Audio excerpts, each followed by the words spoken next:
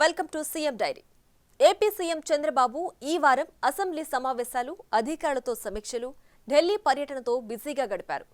అసెంబ్లీలో YCP governor ప్రసంగాన్ని అడ్డుకోవడంపై చంద్రబాబు ఆగ్రహం వ్యక్తం చేశారు.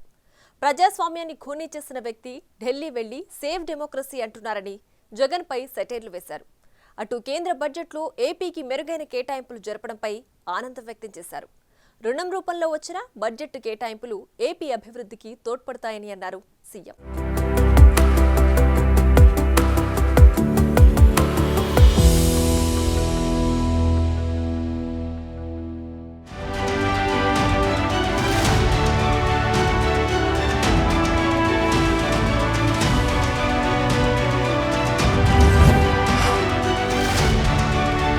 ఆదివారం ఏపీ సీఎం చంద్రబాబు మంగళగిరిలో నిర్వహించిన గురుపూర్ణిమ వేడుకల్లో పాల్గొన్నారు.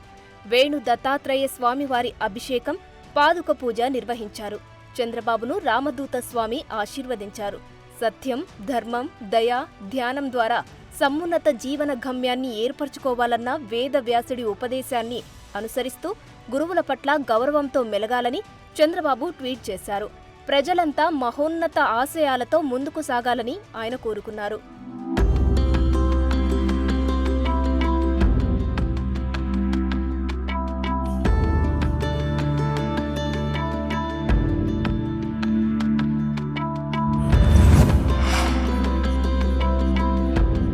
సోమవారం నుంచి ఏపీ అసెంబ్లీ సమావేశాలు ప్రారంభమయ్యాయి. మొదట వెంకటపాలెంలోని ఎన్టీఆర్ విగ్రహానికి సీఎం చంద్రబాబు నివాళులు అర్పించి అక్కడి నుంచి అసెంబ్లీకి వెళ్లారు. ఉభయ సభలను ఉద్దేశించి గవర్నర్ ప్రసంగించారు. ఆ తర్వాత స్పీకర్ అధ్యక్షతన జరిగిన బీఏసీ మీటింగ్కు చంద్రబాబు హాజరయ్యారు. ఆ తర్వాత కూటమి నేతలతో సీఎం భేటీ అయ్యారు. ఈ సమావేశంలో జగన్ తీరుపై సీఎం మండిపడ్డారు. గవర్నర్ ప్రసంగాన్ని వైసీపీ నేతలు అడ్డుకోవడాన్ని ఆయన తప్పుబట్టారు. జగన్ హత్య రాజకీయాలకు తెరలేపారన్నారు చంద్రబాబు.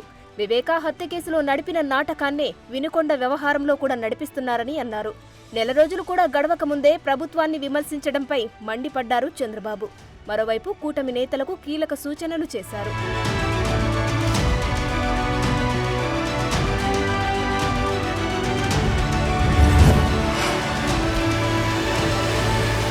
అక్రమ కేసులు బనాయించి తనను 53 రోజులు జైల్లో పెట్టారని గత ప్రభుత్వంపై చంద్రబాబు విమర్శలు చేశారు.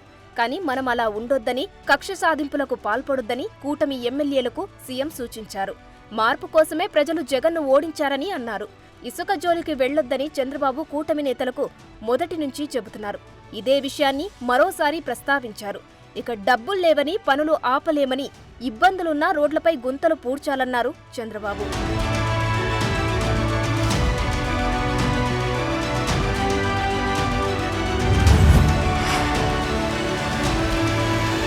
అన్నమయ్య జిల్లాలో మదనపల్లె సబ్ కలెక్టరేట్లో అగ్ని ప్రమాద ఘటనపై చంద్రబాబు సీరియస్ అయ్యారు. దగ్ధమైన ఫైళ్లు ఏ విభాగాలకు చెందినవో కనుక్కోవాలని అధికారులను ఆదేశించారు. ఆధారాల సేకరణలో నిర్లక్ష్యానికి కారకులు ఎవరనే అంశాలపై ఆరా తీశారు. ఇక అదే రోజు సీఎం చంద్రబాబును హర్యానా గవర్నర్ బండారు దత్తాత్రేయ కలిశారు. ఉండవల్లిలో సీఎం నివాసానికి దత్తాత్రేయ వెళ్లారు. ఏపీలో కూటమి ప్రభుత్వం ఏర్పాటు పట్ల చంద్రబాబుకు ఆయన అభినందనలు తెలిపారు.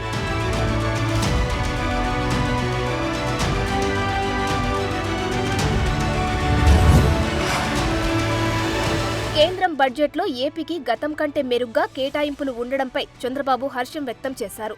కేంద్ర బడ్జెట్ రాష్ట్రానికి అన్ని విధాలా తోడ్పాటు ఇచ్చేలా ఉందని ఆయన తెలిపారు. తాము చేసిన ప్రతిపాదనల్లో చాలా వరకు ఆమోదించారన్నారు.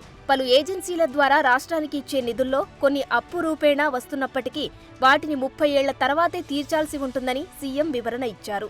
30 ఏళ్ల తర్వాత అంటే అది పెద్ద భారం కాదని ఆయన ఆలోచన. ఇక ఆ అప్పును కేంద్రం పూచికత్తుతో వస్తుందని, అందులో కొంత గ్రాంట్లో కూడా ఉంటుందని చెప్పారు. నిధులు ఏ రూపంలో వచ్చినా రాష్ట్ర అభివృద్ధికి అవి చాలా కీలకమవుతాయని సీఎం తెలిపారు.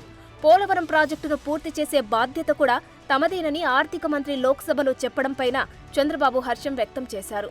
కొప్పర్తి, ఓర్వకల్లు పారిశ్రామిక వాడల్లో పరిశ్రమల అభివృద్ధికి అదనపు నిధులు కేటాయింపు, వెనుకబడిన జిల్లాలకు ఆర్థిక సాయం ప్రకటనపై కూడా సీఎం అభినందనలు తెలిపారు.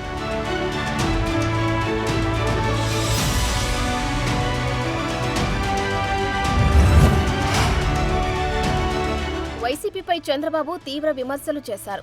ప్రజాస్వామ్యాన్ని ఖూనీ చేసిన వారు ఇప్పుడు ప్రజాస్వామ్యాన్ని కాపాడాలంటూ ప్లకార్డులతో అసెంబ్లీకి రావడమేంటని మండిపడ్డారు. దళిత డ్రైవర్ని చంపేసి మృతదేహాన్ని డోర్ డెలివరీ చేసిన వ్యక్తి కూడా ప్లకార్డు ప్రదర్శించారని విమర్శించారు.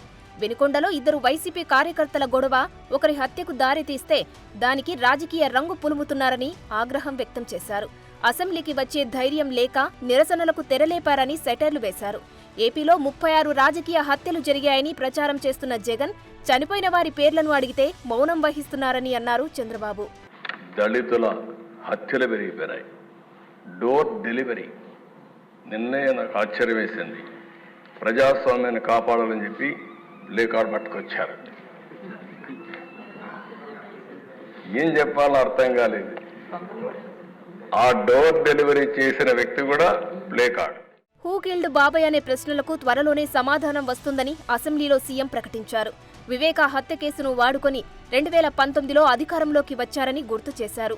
ఆ కేసులో సాయం చేసిన సీఐని డీఎస్పీగా ప్రమోట్ చేశారని ఆరోపించారు. తిరిగి ఆయనతోనే ఆ కేసులో సీబీఐపై ఆరోపణలు చేయించారనేది చంద్రబాబు విమర్శ. ఒక నేరస్తుడు సీఎం అయితే పాలన ఎలా ఉంటుందో గత 5 ఏళ్లు చూశామని అన్నారాయన. నేను అడుగుతాను అధ్యక్ష, ఇప్పుడైనా సరే ఢిల్లీకి పోయారు. ఓ కిల్డ్ బాబాయ్, ఇది నా క్వశ్చన్ ఫస్ట్ అనేది. ఇప్పుడు అడుగుతున్నా మళ్ళీ, ఓ కిల్డ్ బాబాయ్ ఎవరు సమాధానం చెప్పారు? విజయ్ కుమార్ రాజు గారు, విష్ణుకుమార్ రాజు గారు, మీరు చెప్పాలి ఇప్పుడు.